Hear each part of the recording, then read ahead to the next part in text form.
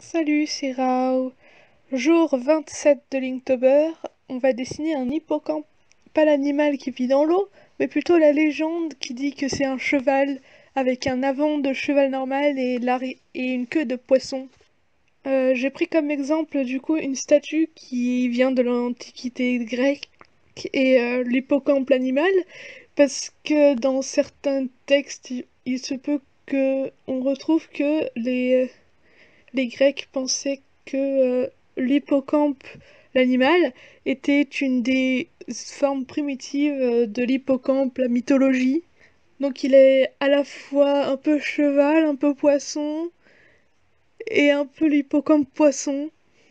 Et avec ça, j'avais envie de parler de tout ce qui était financement participatif et de Ulule par exemple, parce que c'est un truc qui a pris beaucoup d'ampleur ces 2 dernières années et on sait qu'en mars, on va avoir toutes les personnes qui vont aller à la Japan Expo, qui vont faire un financement participatif pour payer leur stand et payer les goodies qu'ils vont avoir dans leur stand. Et ça, c'est une mode qui vient, qui va et qui vient. Et ça, c'est une mode qui a l'air de tenir parce que le financement participatif, ça permet d'engager les personnes à venir. Et aussi, ça permet de limiter l'avancement des frais pour l'exposant. Alors les sites pour faire des financements participatifs en France, les plus utilisés, c'est Kickstarter pour les gens qui veulent faire un truc en anglais aussi. Les NML Pin, ils sont souvent faits sur Kickstarter.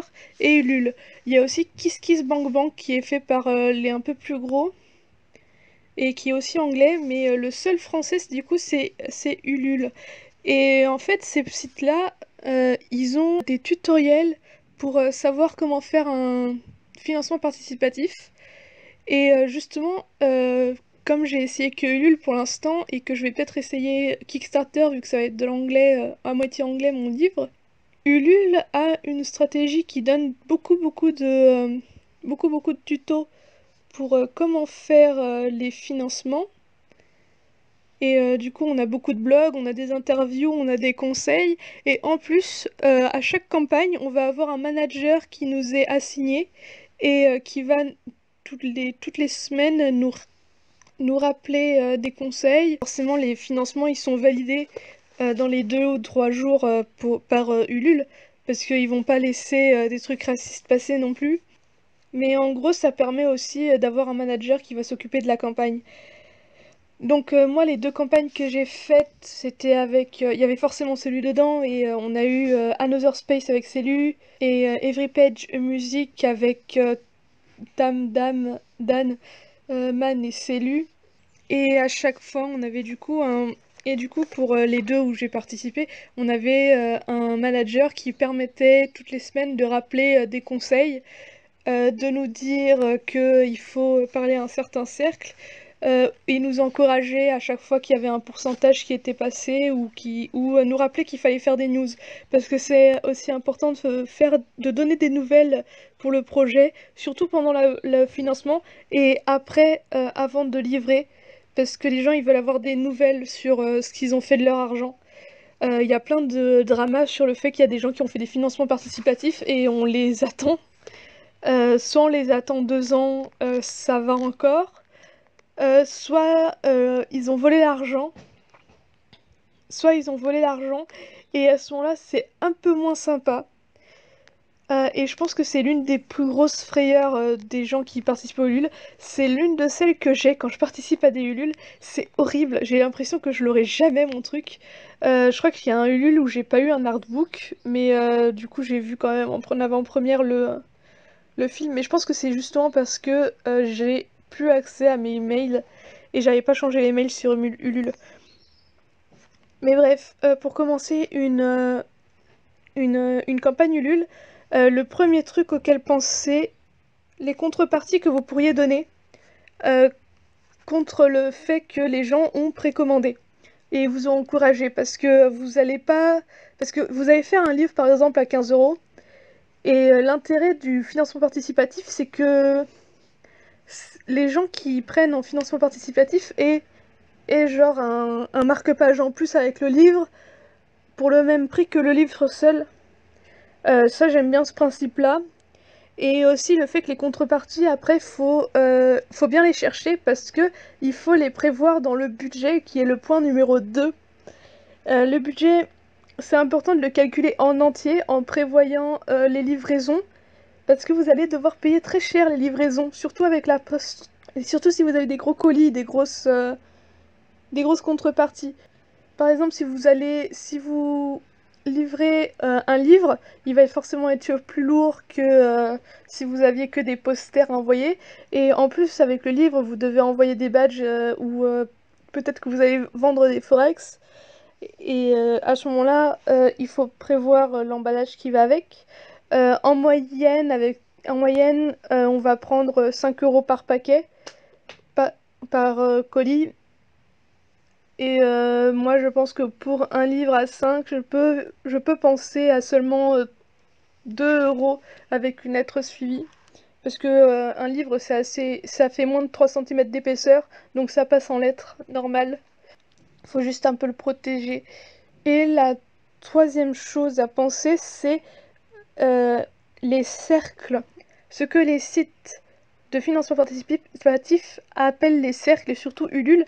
Et du coup, ces cercles, c'est genre, le premier cercle, c'est ta famille, tes amis directs. Ces personnes-là, il faut qu'elles soient au courant du projet en premier. Et normalement, ce sera les premières qui prendront quelque chose si elles sont intéressées. Et il vaut mieux vérifier que ceux-là sont intéressés parce que un financement participatif qui va à zéro et qui n'a aucun boost au début, personne ne fait confiance à ça. Et clairement, quelqu'un qui voit que le truc il est à 0% alors que qu'il reste 2 semaines, il va pas vouloir participer, je pense. Donc il faut au moins avoir quelques pourcents pour attirer d'autres gens qui sont du second cercle, qui sont les amis moins proches et les fans. Et le troisième cercle, c'est des gens beaucoup plus loin, des connaissances ou des gens qui viennent de vous découvrir. Du coup, ça c'est le troisième cercle. Je crois que je n'ai jamais atteint ce cercle-là pour mes financements participatifs. On a toujours été sur des gens assez proches du premier ou du second cercle. Et on a quand même réussi à faire du 100-120% à chaque fois, pour rappel. Donc voilà, donc moi mes objectifs pour mon Ulule, mon premier objectif déjà, ce serait de trouver des personnes, parce que pour le budget, j'ai déjà calculé que pour 20 exemplaires, j'aurais besoin pour de 20 exemplaires tout seul, j'ai besoin de 130 euros, mais avec les livraisons et des marque-pages en plus, j'aurais besoin de 200 euros.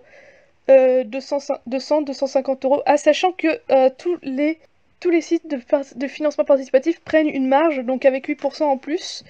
Du coup, chaque livre me coûte 83 centimes en plus pour le financement participatif, mais en gros, euh, du coup, une fois qu'on a calculé avec tout ça, j'ai un budget de 200 euros à avoir.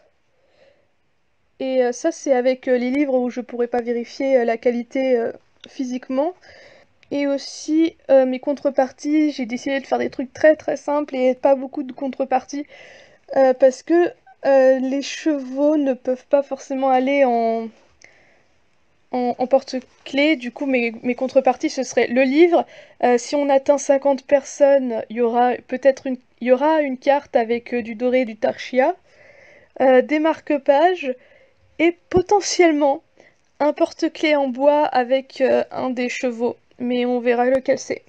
Du coup, ça c'est pour les ULU, les financements participatifs. Je sais qu'il faut que je pense à présenter le Ulule, mais ça c'est après. Je vais y penser au moment où je vais le faire, comme d'habitude.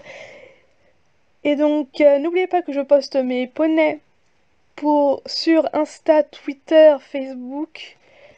Il y a toujours des news sur ces sites-là pour savoir ce que je fais, parce que ce week-end j'ai fait beaucoup d'illustrations aussi. Et sinon, on se retrouve demain si j'arrive à faire les scripts. Et donc, bye bye!